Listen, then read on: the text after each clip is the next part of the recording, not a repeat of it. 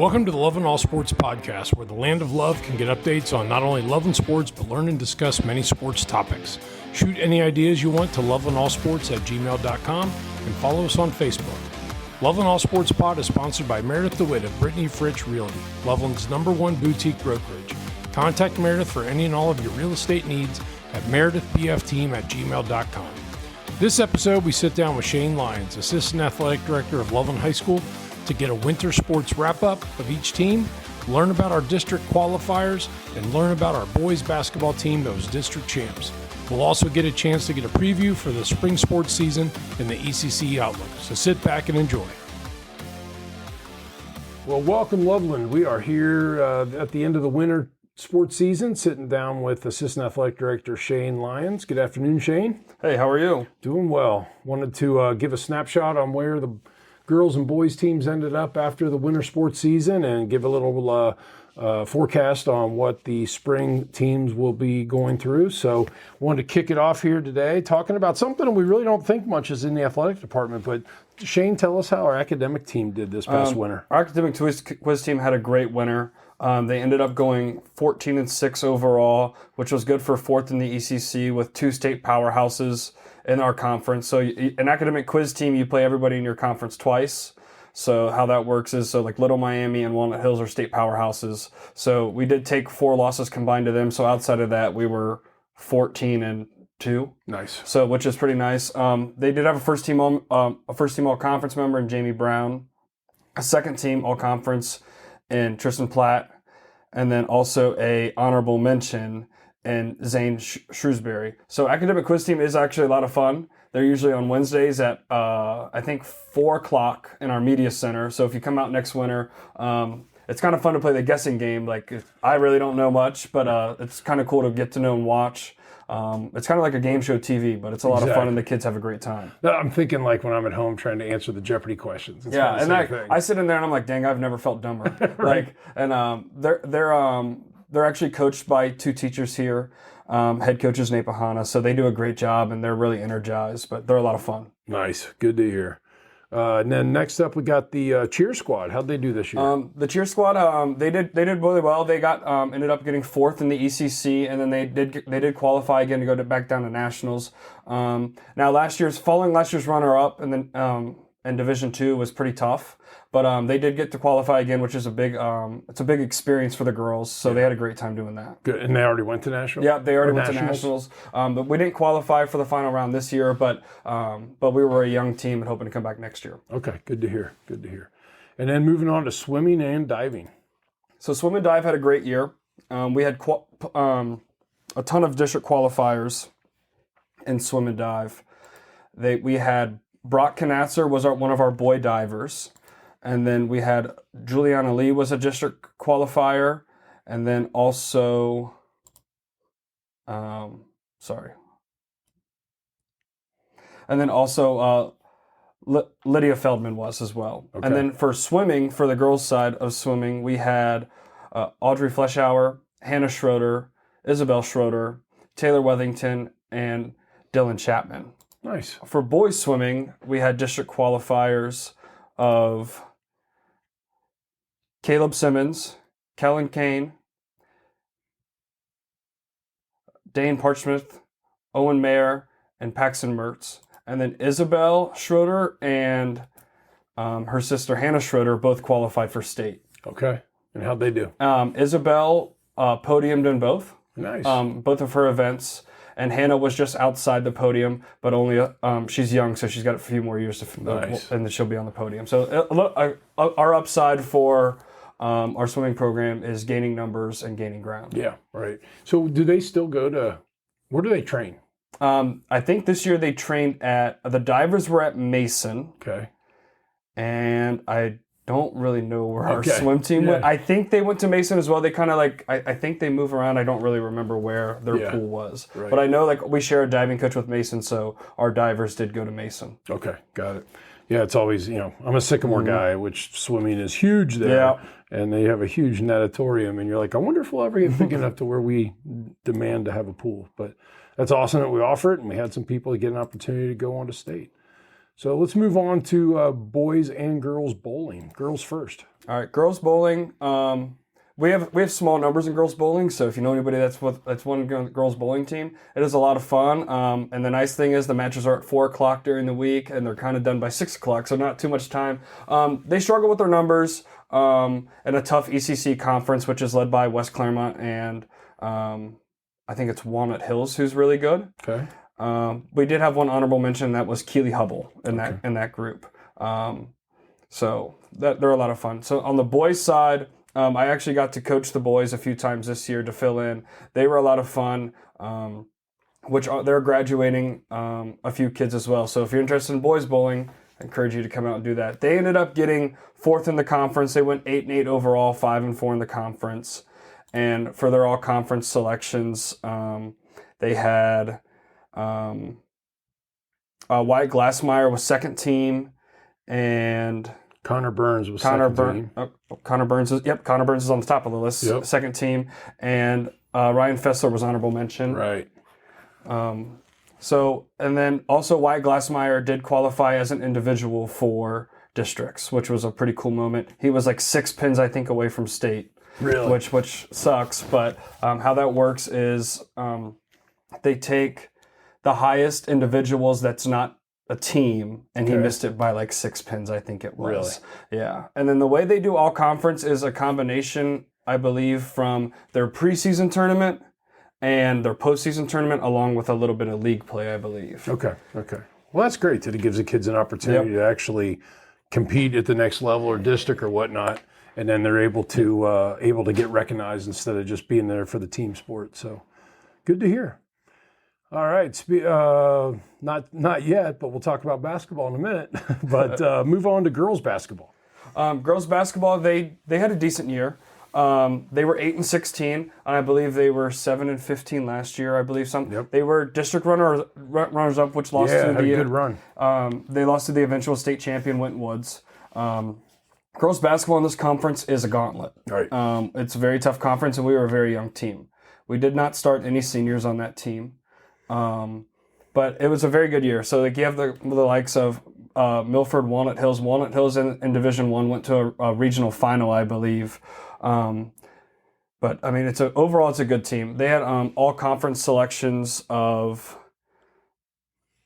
Bella Rogers, Ryan Unruh, I believe Katie Wilbur, and then they were second team, and then Anna Perraps was honorable mention. And then I believe Bella Rogers was also, she was all district, I believe, as well. Awesome. Well, we hope they keep grinding. Yeah, and with an experienced team coming back too, that's a lot of fun. Especially in this conference where there's some good girls basketball to come around. It's a lot of fun. Yep. Awesome. Then moving on to boys and girls wrestling. Yeah, so boys and girls wrestling. So here at Loveland, we host a lot of wrestling. So we host the duels usually around late December, and then we host ECCs, which is a lot of fun. So you get to watch all your kids. It's JV Friday night, varsity boys Saturday morning, and varsity girls Sunday morning. Right. So it's a lot of wrestling, and then we also host sectionals the next weekend, which is girls Friday night and varsity boys Saturday morning. Okay. So we get a good taste of wrestling around here, and we had quite a bit of district qualifiers and conference placers.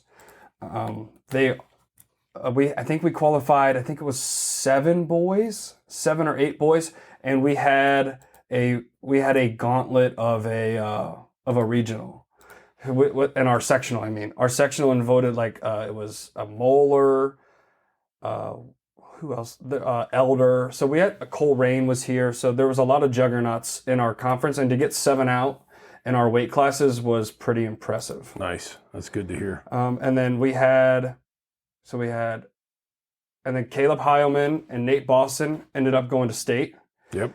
And then Elizabeth Madison on the girls' side ended up going to state as well. Caleb Heilman was actually the ECC Wrestler of the Year. Yeah, I saw which that. was great to watch. Caleb Heilman has broke multiple records here at Loveland. There's so many records I can't even remember. I'm going to be honest. I believe it's most points, most pins. I think he has the most wins. He's a lot of fun to watch wrestle. And if you don't know much about wrestling, we had those 2 wrestling weekends to come on down and watch, but they're a lot of fun. Awesome. Caleb ended up losing, I believe, in 3 matches at state. He lost his first one, won his second one, lost his third one. But his 2 losses, I believe, came to the 4th place kid in the state and the 6th place team in the state. And so that's just a tough draw. And Nate Boston lost in 2 matches, I believe. But he was the same thing. I think he lost to the 5th guy and the 7th guy. And then Elizabeth Madison, her run for a 3-peat fell short in the finals. Ran into a girl in the final that ended up pinning. Elizabeth was number 1 ranked in the state. Ended up pinning her way through the 4th ranked girl in the state, the 3rd ranked girl in the state, and the 5th ranked girl in the state to get to Elizabeth. So we kind of ran into a good wrestler and got caught in a bad position. But Elizabeth has a great season, and she's, I believe, already placed an All-American again for the 3rd straight year. Elizabeth missed a lot of the season due to a torn ACL, so she didn't even start wrestling again until late January. So she only wrestled for 2 months going into state. But hopefully coming back for hopefully her 3rd state title next year as a senior. Well, and be careful what we wish for. We just built this program, right? Mm-hmm. And, we've got a handful of good wrestlers, and Elizabeth's had a great 3 years. But as the entire state builds up their girls wrestlers, that means the competition's only going to get steeper. And I think it was a good moment, but it was a lot of fun to be at state wrestling. State wrestling is one of the cooler events that you could be at, especially for the championship ceremony on Sunday afternoon. So I think it's exciting for our wrestling program to see where we're going. And then I saw that we had 4 boys that ended up being first team All ECC. So the way that actually works for wrestling is it's based on where you only place in the tournament. So nothing else matters in the season until that day. We had 4 ECC champions. It was Danny, Nick Dent, Caleb Heilman, and Nate Boston. Right. And then second team, we had, what was it, 3 or 4? Well, Tyler Sherman was the second. Yeah. And then Randy Matson I'm looking was for my graphic. mention. Yeah. And then like I said, like 7 of them getting out is like it's hard to do, especially in the gauntlet that we had of multiple state champions in our I think we had 3 state champions in our ECC. In our sectional. When we got out of sectionals, it was like I think there was 2 or 3 state champions, which is tough to get out of. Right. Awesome. And that leads to one of our biggest success stories this winter is boys basketball. Yeah, so boys basketball, that was a lot of fun. So they won their first district title in 30 years. They ended up getting, I think, 4th in the ECC. So for the gauntlet of the ECC, our boys were 8-8 in the conference, but they were 17-9 overall. So they only had 1 out-of-conference loss. They were a lot of fun to watch. They were led by junior Chase Martin. Chase was first team all-conference and 3rd team all-state. Nice. So which was pretty impressive. And then we had Will Bertkey on second team, and we had Will Bertoli. So Bertkey and Will Bertoli were our 2 seniors. Bertoli was honorable mention. Yep. Oh, that's great. So, and then Chase Martin was also first team all-district in Division II. They went on a good run at the end. So at the end of the year, we were playing good basketball, and then we ended up. So the new way with the new divisions and 7 divisions is the only thing that really is bad about it is our conference is our sectional in our district. So we knew we were going to have to go through either Kings or Winton Woods. Right. And we ended up going the route of playing Anderson and then Kings, and pulled off the upset for the second time this year of beating Kings 50-40 at Lakota West, which was a lot of fun. And then was an overtime thriller against Northmont in the district final, where we won our first district title in 30 years. And then we ran into a team that was, they were a lot bigger than us. We went up to Elida to play Toledo St. Francis de Sales, which a funny story is that is actually where Will Bertkey went his freshman year. Right. We went up there and played. They were good. They ended up being the regional champion and beating Winton Woods in the next game. But we were really well coached this season. Our players really bought in. Not a lot of drama with that program this year. There was a lot of all the kids accepted their roles. Chase Martin led the way with, I think it was 18 points and 6 rebounds and 4 assists a game, which in high school being a dynamic player like that is huge. Will Bertkey and Will Bertoli also did very well. Bertoli being our big man And most high school teams don't win district titles with your big man being only 6'2". Correct. Especially when you're playing teams with guys that are 6'5". But the team really bought into everything. Jason Bachman even came off the bench and just knew he was a defensive specialist. So I think guys like that, Clay Bebout was the same way. Kind of just knowing your role coming off the bench, that team was a lot of fun to watch and kind of just knew their role. So shout out to Coach Rob Reese for getting that team to buy in and on a historic run, with a good shot to be back next year in a regional semifinal. Yeah. Just losing like 4 seniors total.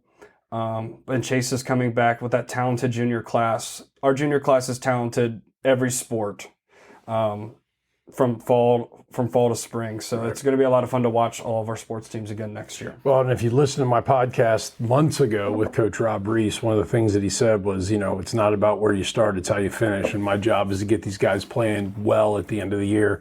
And he predicted that, and he certainly did it. So that was great to see. Awesome. Well, thanks for that rundown on the winter sports. And I got to ask, we had some ups and some downs, but how are we doing on the All-ECC Sports Trophy right now? We currently are sitting in 5th place. Oh. A little bit of a rough winter, but not as rough of a winter as we think when you look at the point standing. So last year we did have a dance team, which accounted for 7 of our winter points. Yep. We did not have enough kids this year for a dance team. So we really only finished 3 points below where we did last year in the winter. So it's not as bad when you look at it from that standpoint. Just not having a dance team kind of hurt us in the all sports total. But hoping for a good spring. Yeah, we're hoping for a good spring. So let's talk a little bit about that. We've got, after a week of rain, and that's got to be the hardest part of your job. Is spring the hardest part of your job? Spring is, so like I would say the fall is like the longest and hardest. Spring is a sprint, and something's always moving. Okay. So it's like a little different. So like the fall is your marathon. But like the spring is a sprint to the end of the school year. Right. And everything's changing, mostly because baseball and softball play every other day, if not every day. Right. And you have this thing called rain, and this year we've had the worst since 18 or whatever. Recording this podcast on the first day hasn't rained in 6 days. Exactly. So. There we go. So let's talk a little bit about baseball. What's the spring look like for baseball, and from your perspective? So baseball is returning ECC champs. District runners up in Division I are now in Division II with the new 7 division realignment. A very good experienced team coming back. Led by our 2 aces of Henry Bradley and Drew Earther. And then also new arms with Will Berkey and a few others. A stud offense coming back as well. So we're excited to see what they do. Hopefully to make a run into their ECC title, and hopefully getting over the hump into a district title. And as we know in almost every sport, it just comes down to who's playing better that day, who's playing better at the end of the season. We out-hit Vandalia Butler in our game when we lost last year. We out-hit them like 12-4 and lost 1-0. Yep. So it's just kind of how it goes. But an experienced team coming back that is hungry, I think, and led by Loveland alum Ryan Terry. So that'll be a lot of fun to watch this year. So come out and watch a baseball game. They got the best burgers around, so come out there. So staying on the diamond, we have a new softball coach. Yeah, we have a new softball coach, Coach Jenny. Coach Jenny played at JMU and Purdue. Has the girls at 4-3 currently. They've lost to some powerhouses. Western Brown's good, but they're a young team. They're still there's I think 13 to 14 girls on the team and 1 or 2 seniors. So still a young team that's still really figuring it out, but playing a lot of good softball right now. On the mound, they're in the circle, as they say, led by Riley Rippinger, a junior lefty who's really good. And then on our offense, Olivia Williams, Riley, Summer Rolfs, Peyton Brown. There's tons of good talent on that team that is also coming back. So they're a lot of fun to watch. I think they're gonna make the biggest jump out of anybody of our spring sports. So they'll be a lot of fun to watch for this year and the years to come. Good. And then moving on to boys and girls track. Boys and girls track, everybody in this town runs, I feel like. So our cross country and track programs are pretty stout. I think their expectation every year is both to win an ECC title and see what we can do for a district title and see what we can get to state. We'll qualify probably 6 to 8 individuals for boys and girls track for state, which will be a lot of fun. An exciting group that is really good. They do host the Dawn to Heart. I believe it is on May 2nd this year. So come out to that. Check the website for my corrections. But it's We're good. I mean, we're really good. We're still led by, again, our juniors are really good in everything. It's hard to pinpoint where on a track team because I don't know much about track, but there's also a lot of events. Right. So, but we're a very good team, and they're very good moving forward. Okay, good to hear. And then moving on to lacrosse. Let's talk about boys lacrosse first. All right, boys lacrosse just got a big win over Lakota West. Started off the season not as strong offensively as they want, or really defensively, kind of figuring out, but also both with our boys and girls lacrosse teams, they don't back away from competition. They play all the state powerhouses, all the city powerhouses. They're not scared of competition. They just got a big win over Lakota West last week, or this past Saturday, where Sawyer Muchford scored 5 goals in a 12-7 win. Very good team. Coach Riggle's very experienced, been at Loveland for a while, but it's a fun team to watch. And then girls lacrosse? Yep, girls lacrosse. They're led by their 3 seniors. And then they don't shy away from the schedule either. They did just get a win over Oak Hills last week after two tough conference losses, but a team that's growing and young. I believe they've grown their numbers to 42 girls this year, which is a lot. So a lot of good young experience coming up, and also led by G. Todd Graham, who is a very well-known Cincinnati girls lacrosse coach. So a program that I think is up and coming, but also does not back away from the competition. Good. And then we got boys tennis. Boys tennis making another strong run. Them and Walnut Hills, hopefully, and I believe Turpin's the other one, going after an ECC title. Okay. We are a very good and young team. So that's another team that we expect to be good for a very long time because of just Coach Jenny Kapsikevich, who also coaches our girls, and the buy-in from the boys and our athletes here. Awesome. So we got some kids coming up that are going to be pretty good, and that we think we can get us to where we want to be. Good. And then the last one to talk about is boys volleyball. All right, boys volleyball. They're off to a good start. They're 1-1 in the conference, but they're also a very good young team. They're led by Carter, who is one of our outside hitters, and Landon, our libero. And so they're a lot of fun to watch too. So boys volleyball, just like our girls volleyball team, hopefully top 2 in the conference, going after a district and a regional title as well. They're led by Coach Brett Van C, and who's a younger guy with Peyton Terry, who's a Loveland alum, and Chris Fry, who works here in the building. So they are a good team that is looking to overcome the hump of beating the quote unquote better schools around here. We're a very good volleyball team and hopefully going after a district title this year. Awesome. Well, great, Shayne. Thank you very much for spending some time. I think the biggest thing we got to do is get fans out in the stands, man. Yeah. I think, spring is sprung here. Let's get out there and support all these teams, be it, girls softball, obviously varsity baseball's got a good following, but you can go out. And those are free to go to, so show up. Very good. Good call. Spring sports are free to go to, so come on just out. Those two, but. Just those two. Sorry. I know, I'm good. I'm selling. You'll be sending me a bill. But no, just get out and support, not only support, but. Especially with this hopefully we're getting some nice weather, so yeah, it'll be a lot of fun. And some good promising teams coming out. And bring your young kids too, so they can see what's about Loveland and where they can compete in the future. So thank you very much, everybody. Thank you, Shayne. Thank you. This episode is sponsored by Cappy's Wine and Spirits in downtown Loveland. Tap room, bottle shop, meeting place, great music, gift ideas, and just a traditional watering hole. I hope you enjoyed this podcast, and good luck Loveland this spring, and congrats again to all of our winter teams. Peace.